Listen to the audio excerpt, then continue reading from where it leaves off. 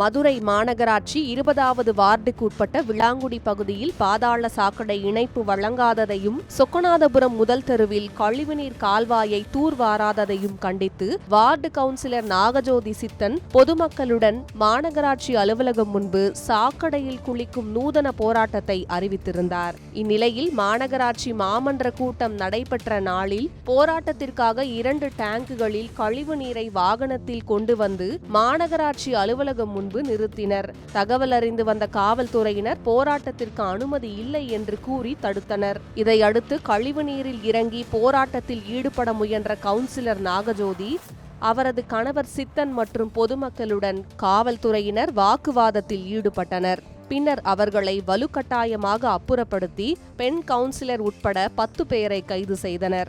இதற்கிடையில் போராட்டத்திற்காக கொண்டுவரப்பட்ட 2 கழிவுநீர் டேங்குகளையும் காவல்துறையினர் பறிமுதல் செய்து தல்லாக்குளம் காவல் நிலையத்திற்கு எடுத்து சென்றனர். கடும் துர்நாற்றம் வீசிய கழிவுநீர் டேங்குகள் காவல் நிலைய வளாகத்தில் நிறுத்தப்பட்டதால் அப்பகுதி முழுவதும் துர்நாற்றம் பரவியது. போலீசாரின் இந்த நடவடிக்கையை பார்த்த பொதுமக்கள் சிரிப்புடன் கருத்து தெரிவித்தனர். இந்த சம்பவம் மதுரையில் பரபரப்பை ஏற்படுத்தியுள்ளது.